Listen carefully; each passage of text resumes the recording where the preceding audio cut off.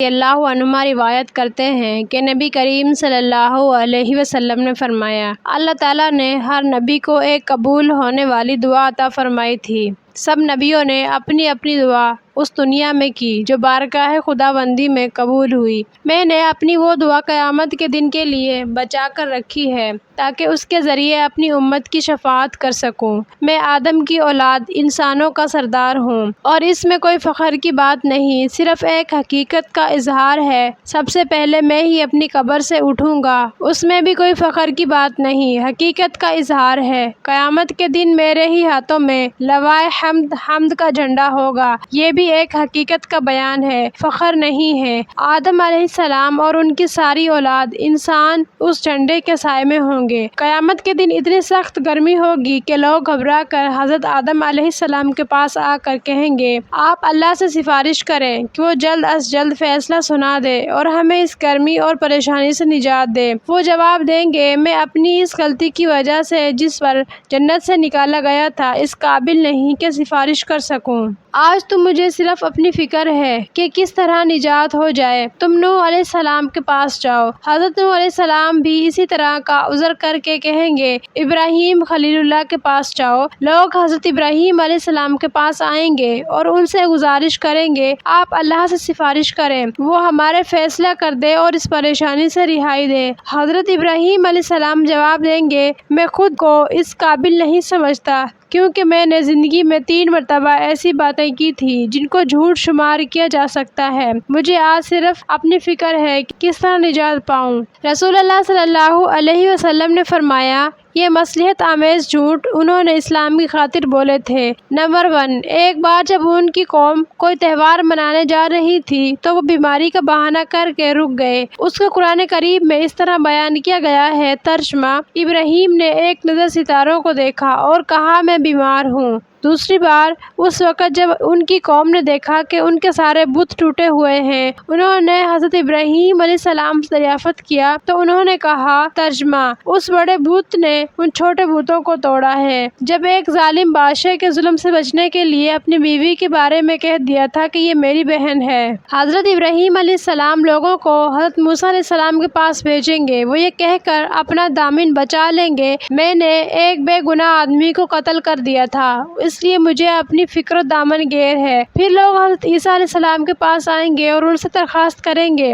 حضرت عیسیٰ علیہ السلام بھی عذر پیش کریں گے کہ وہ کچھ گمراہ لوگوں نے اللہ تعالیٰ کے ساتھ مجھے اور میری ماں کو بھی معبود بنا لیا تھا۔ تم خاتم النبیین حضرت محمد صلی اللہ علیہ وسلم کے پاس جاؤ۔ آپ صلی اللہ علیہ وسلم فرماتے ہیں، لوگ میرے پاس آئیں گے، میں ان سے کہوں گا، ہاں میں تمہاری سفارش کرنے کو تیار ہوں، مگر اس وقت تک انتظار کرو جب تک کہ اللہ خوش ہو کر خود سفارش کی اجازت دے۔ پھر کچھ عرصہ اسی حالت میں گزر جائے گا، آخر اللہ تعالیٰ اس بات کا ارادہ کر لے گا کہ اب مخلوقات کا فیصلہ کر دیا جائے۔ چنانچہ ایک منادی، آواز لگانے والا فرشتہ آواز دے گا، محمد اپنی امت کے ہمراہ تشریف لائیں گے۔ ہم اگرچہ آخری امت ہیں مگر اللہ کے روبرو سب سے پہلے ہمیں بلایا جائے گا۔ میں اپنی امت کو لے کر آگے بڑھوں گا، تمام مخلوق ہمارے لیے راستہ چھوڑ دے گی۔ ہمارے چمکتے ہوئے اعضائے وضو کو دیکھ کر لوگ کہیں گے، یہ گروہ تو سارے نبیوں کا گروہ معلوم ہوتا ہے۔ میں جنت کا دروازہ کھلواؤں گا اور اندر جا کر اپنے رب کے حضور سجدے میں گر جاؤں گا اور اس طرح اللہ کی تعریف و توصیف کروں گا جس طرح نہ مجھ سے پہلے کسی نے کی ہوگی نہ میرے بعد کوئی اس طرح اللہ تعالیٰ کی تعریف و توصیف کر سکے گا۔ اللہ کی طرف سے حکم ہوگا، سجدے سے اٹھو اور کہو کیا کہنا چاہتے ہو، آج تمہاری ہر بات سنی جائے گی، جو مانگو گے دیا جائے گا، جس کی سفارش و شفاعت کرو گے منظور کی جائے گی۔ میں سر اٹھاؤں اور ہر اس شخص کی سفارش کروں گا جس کے دل میں جو کے دانے کے جتنا یا ذرہ کے برابر بھی ایمان ہوگا، یعنی جس نے لا الہ الا اللہ محمد الرسول اللہ دل سے پڑھا ہوگا۔ حضرت عمر رضی اللہ عنہ کی ایک روایت ہے کہ ایک مرتبہ جب مسجد میں پہنچے تو وہاں کعب ابن احبار رضی اللہ عنہ درس حدیث دے رہے تھے۔ حضرت عمر رضی اللہ عنہ نے ان سے گزارش کی، کچھ قیامت کے متعلق بتائیے۔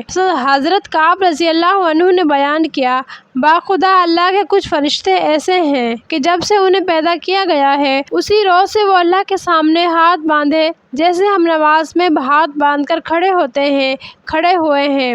ان کی کمر نہیں جھکی، کچھ فرشتے سجدے میں پڑے ہیں، انہوں نے کبھی سر نہیں اٹھایا۔ جب سور پھونکا جائے گا تو وہ یہ کہتے ہوئے سر اٹھائیں گے، اے اللہ، تیری ذات ہر عیب سے پاک ہے اور تو ہی ہر طرح کی تعریف کے لائق ہے۔ ہم تیری عبادت و بندگی کا حق ادا نہ کر سکے اور سچی بات یہ ہے کہ تیری عبادت اور بندگی کا حق کوئی بھی ادا نہیں کر سکتا۔ باخدا اس روز جہنم سے ایسے خوفناک آواز چنگاڑ نکلے گی جسے سن کر نبی اور شہید بھی اپنے گھٹنوں پر رکوع کی حالت میں جھک جائیں گے اور ہر نبی، صدیق، ہر شہید یہ دعا کرے گا، اے پروردگار، میں تجھ سے صرف اپنی نجات کی بھیک مانگتا ہوں۔ حضرت ابراہیم علیہ السلام خلیل اللہ اس روز اپنی اولاد اسماعیل علیہ السلام اور اسحاق علیہ السلام کو بھول جائیں گے اور صرف یہ کہتے ہوئے اپنی بخشش کی درخواست کریں گے، پروردگار، میں تیرا خلیل دوست ابراہیم ہوں، مجھے بخش دے۔ اس کے بعد حضرت کعب رضی اللہ عنہ نے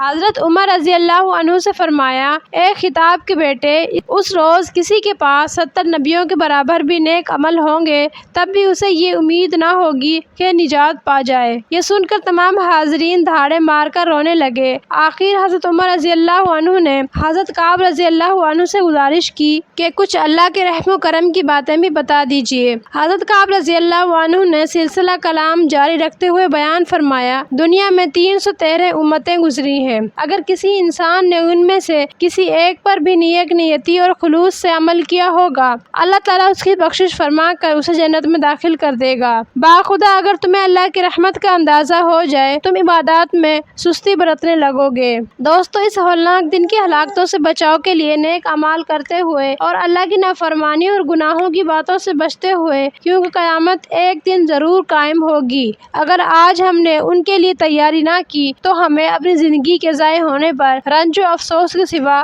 کچھ حاصل نہ ہوگا۔ جس کی موت آئے گی اس کے لیے قیامت شروع ہو گئی۔ اے انسان، تجھے جس دن موت آ گئی، تیرے لیے اسی دن قیامت آ جائے گی۔ حضرت مغیرہ رضی اللہ عنہ ابن شعبہ کہتے ہیں، تم لوگ قیامت کی رٹ لگائے رکھتے ہو، تمہیں معلوم ہونا چاہیے ہر شخص کی موت پر اس کی قیامت بھی سامنے آ جاتی ہے۔ اسی طرح حضرت علقمہ بن قیس کی ایک روایت ہے، ایک مرتبہ وہ ایک جنازے میں شریک تھے، میت کو دفن کیا جانے لگا، انہوں نے اس قبر کے پاس کھڑے ہو کر فرمایا، اس مردے کی قیامت تو آج آ گئی۔ یہ انہوں نے اس بات کو سامنے رکھتے ہوئے فرمایا کہ جب انسان فوت ہو جاتا ہے، قیامت کی باتیں ان کے سامنے آنا شروع ہو جاتی ہیں، وہ فرشتے، دوزخ اور جنت سب کچھ دیکھ لیتا ہے، اب کوئی نیک عمل وہ نہیں کر سکتا، گویا جو کچھ عمل اور زندگی میں کر آیا اس پر اس کی نجات، گرفت اور جنت یا دوزخ کا فیصلہ ہوگا۔ خوش نصیب ہیں وہ لوگ جن کو نیک اعمال کرتے ہوئے موت آئی۔